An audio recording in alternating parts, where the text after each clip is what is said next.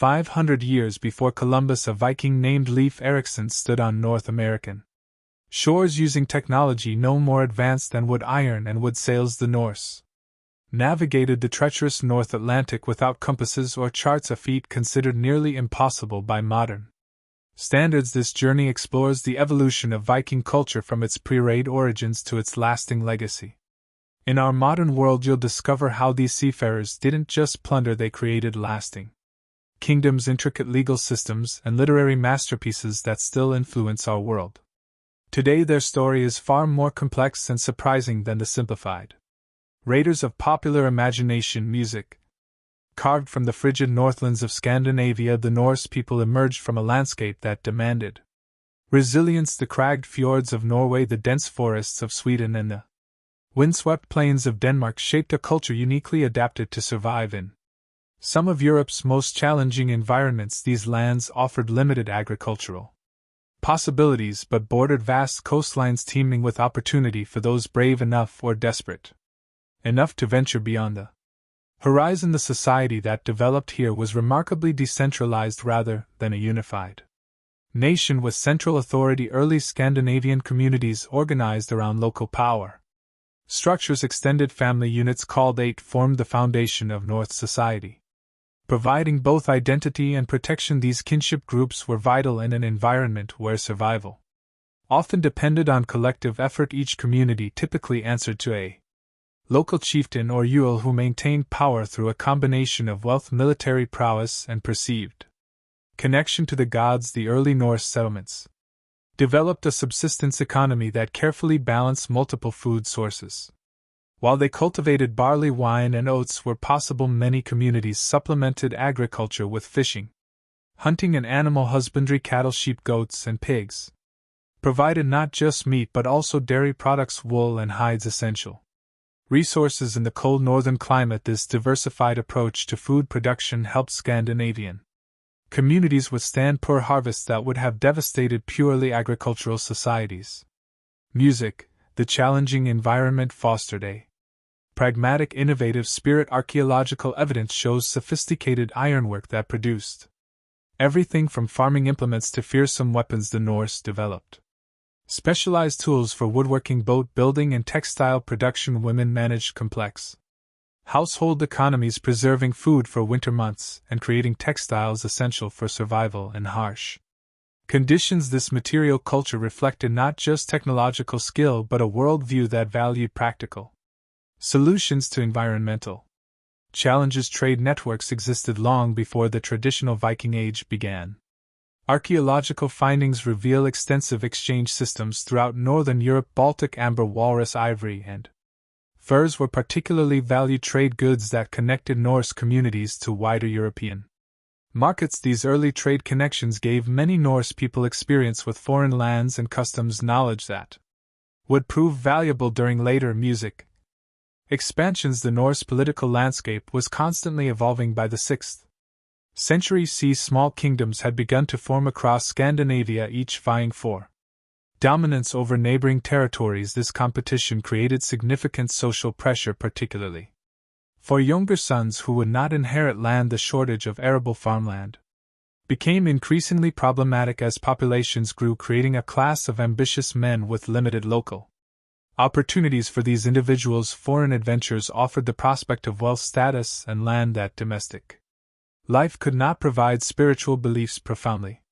shaped Norse worldview and behavior. Their cosmology envisioned a universe populated with multiple races of beings, gods, giants, elves, and dwarves, engaged in continuous struggle. Within this framework, humans held an important but precarious position. Warriors who died courageously in battle might be selected by Odin for Valhalla, while those who died of old age or disease faced a shadowy afterlife. And held this belief system created powerful incentives for bold action and risk-taking, particularly for men seeking glory through combat. Long before written language became common, Norse people preserved their history and collective wisdom through oral tradition. Professional poets called shoals memorized and recited complex verses that recorded everything from royal genealogies to practical farming advice. These traditions served multiple purposes: entertainment during long winter nights, preservation of cultural identity, and transformation of practical knowledge between generations. The sophisticated memory techniques developed by skalds would later enable the recording of Iceland's remarkable sagas. The oral traditions of the skalds give us glimpses of Viking history, but centuries before these tales were first spoken, Scandinavia experienced an apocalypse so severe it may have rewritten the course of northern European civilization. In 536 CE, the sun simply disappeared for over a year, plunging the region into darkness, starvation, and a desperate fight for survival that would ultimately forge the Viking mindset. This cataclysmic event left its mark in tree rings and ice cores, revealing that temperatures dropped by several degrees across the northern hemisphere. Archaeological evidence suggests population declines of up to 50% in some Scandinavian settlements. As crops failed for successive seasons, the survivors, facing dwindling resources, were forced to adapt, developing new social structures and more aggressive resource acquisition strategies that would later characterize Viking society. Music. But this disaster was merely one turning point in a much longer story. The Nordic Bronze Age, stretching from approximately 1700 to 500 B.C., has left us with extraordinary visual records carved directly into coastal rock faces. These petroglyphs, found throughout Scandinavia but especially concentrated in Sweden's Bohuslän region, depict elaborate scenes of ships, armed warriors, ritual processions, and hunting parties. One particularly stunning example at Tonum shows a ship carrying 13 armed figures, surprisingly similar to the longships that would terrorize Europe for 2 millennia. Later, as bronze gave way to iron around 500 CE, Scandinavian society underwent dramatic restructuring. Hilltop fortifications began appearing across the landscape, suggesting increased competition and territorial conflicts. Archaeological excavations reveal specialized weapons becoming more common in burial contexts, indicating the emergence of a distinct warrior elite at Hort Springmore in Denmark. Archaeologists recovered a war canoe dating to 350 B.C. containing military equipment for 80 warriors, evidence of organized warfare centuries before the Viking. Music age. The circulation of Roman goods into Scandinavia reveals sophisticated trading networks were already operational long before the first Viking raid. Roman coins, glass beads, and bronze vessels have been unearthed at sites throughout Sweden, Denmark, and Norway, sometimes hundreds of miles from the nearest Roman frontier. At Gudme on the Danish island of Finnen, excavations uncovered a massive chieftain's hall, surrounded by workshops producing jewelry that combined Roman designs with Nordic motifs, demonstrating cultural exchange as early as the 3rd century CE. The spiritual landscape of pre-Viking Scandinavia was equally complex. The 4th century Galahus gold and horns, masterpieces of goldsmithing later stolen and melted down in 1802, depict figures that scholars identify as early representations of Norse gods. These elaborate ceremonial objects suggest the mythology later recorded in Viking Age sources had been developing for centuries. Archaeological evidence indicates that sacred groves and bogs served as ritual centers where offerings, including weapons, jewelry, and sometimes humans, were deposited to communicate with supernatural powers. Music. Among the most remarkable windows into pre-Viking life are the bog bodies, individuals whose remains were preserved with extraordinary detail in the oxygen poor acidic environments of peat bogs. The Talan man, discovered in Denmark in 1950, dates to approximately 400 BC. His facial features are so well preserved that his furrowed brow and peaceful expression are clearly visible after 2,400 years. The rope still around his neck tells us he died by hanging, likely as a ritual sacrifice. Analysis of his stomach contents revealed his last meal a porridge of barley, flax, and wild plants, providing direct evidence of pre-Viking diet. These scattered settlements, trade networks, and spiritual practices gradually coalesced into more complex societies during the migration period. From 400 to 550 CE, the increasing prevalence of boat burials, where high-status individuals were interred in vessels along with wealthy grave goods, preceded the famous Viking ship burials. At Vendel in Sweden, several spectacular boat graves dating to the 6th and 7th centuries contain elaborate helmets, weapons, and imported luxury goods, demonstrating the emerging power of warrior elites who would eventually organize the first Viking music expeditions. From sacred burial objects to instruments of conquest, boats evolved. At the heart of Norse culture, consider this paradox the most feared. Raiders in European history conquered not with superior numbers or weaponry but with vessels so versatile they rendered traditional defenses useless. How could a simple wooden ship bring the mightiest kingdoms of Europe to their knees? The answer lies in the revolutionary design of the Viking longship. Unlike the bulky merchant vessels of their contemporaries, Norse shipwrights created a craft that combined seemingly contradictory qualities: ocean-worthy stability with extraordinary maneuverability in shallow waters. This dual capability transformed Europe's extensive river systems from natural barriers into Viking highways, allowing raiders to strike hundreds of miles inland where no naval attack had been possible before. Music. The genius of long-ship construction began with the hull using the clinker build technique. Shipwrights overlapped oak planks and secured them with iron rivets, creating a flexible shell that could absorb the punishment of rough seas without breaking. This shell-first approach differed fundamentally from Mediterranean shipbuilding methods, which built the internal frame first. The resulting vessel was light enough for 30 men to carry over land, yet strong enough to cross the open Atlantic. The keel, a massive piece of oak that formed the ship's spine, provided crucial stability without sacrificing speed. Master craftsmen shaped each keel from a single oak trunk, carefully selecting trees with the natural curve needed for the ship's profile.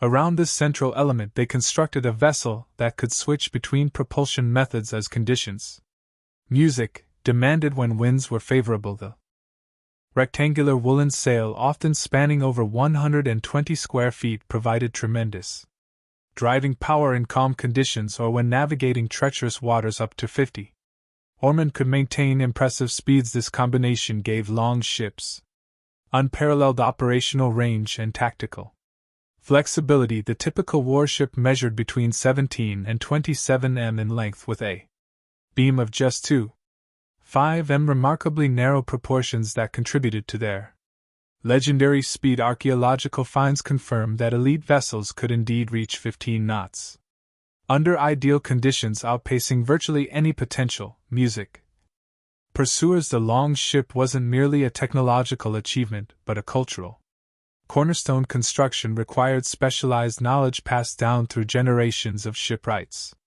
Dendrochronological analysis of preserved vessels shows careful selection of timber oak for structural elements and pine for planking, harvested during optimal seasons to maximize durability. Norse maritime innovation extended beyond the basic long-ship design to include specialized vessels for different purposes. The sleek Drekker or dragon ship with its intimidating carved prows served primarily for warfare, while the wider, deeper-hulled Nar transported goods and livestock on long-distancias trading expeditions. The smaller carve provided versatile transportation for local voyages and fishing.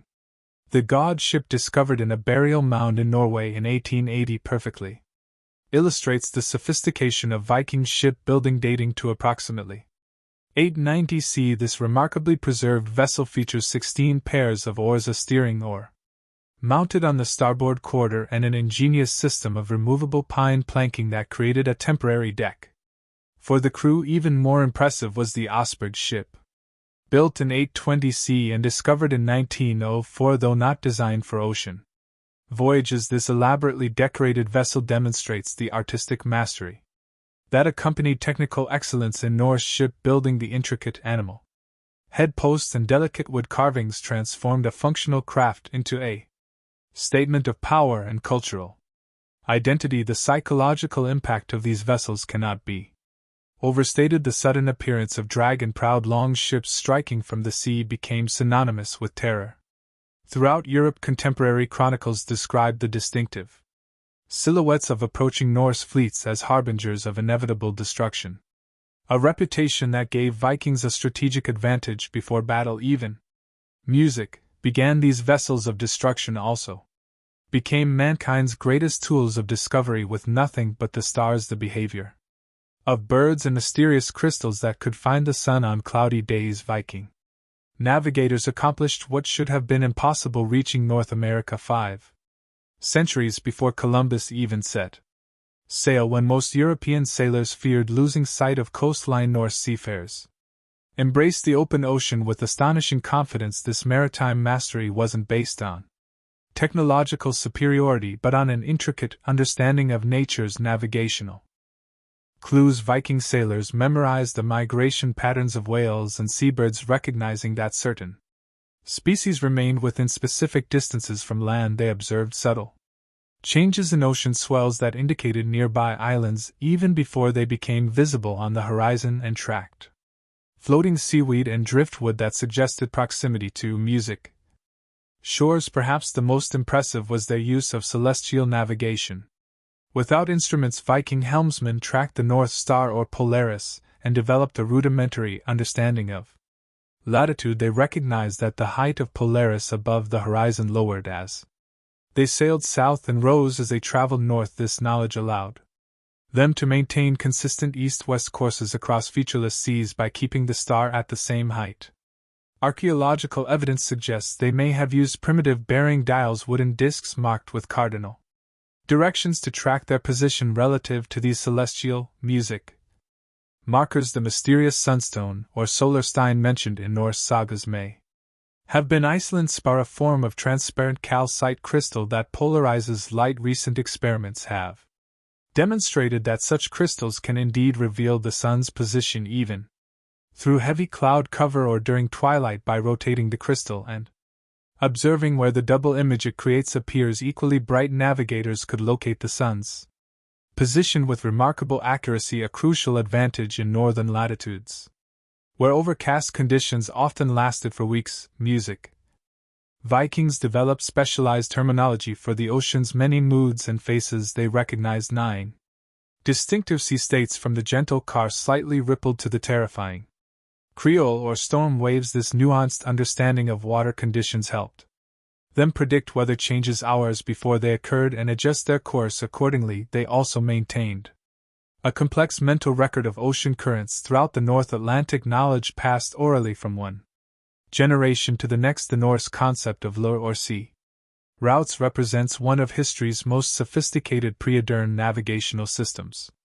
These weren't simply directions but comprehensive mental maps incorporating seasonal changes, ocean currents, prevailing winds, bird migrations, and distinctive landmarks. Each route contained embedded knowledge about when specific passages were safe and when they should be avoided.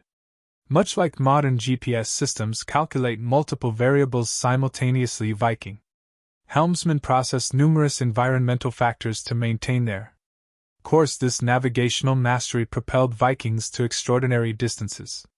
They established settlements in Iceland by 874 CE, colonized Greenland by 985 CE, and reached North America around 1000 CE. The Norse exploration of Vinland, likely Newfoundland and possibly areas further south, predated Columbus by nearly 5 centuries, an achievement modern historians increasingly recognize as one of history's most underappreciated navigational feats.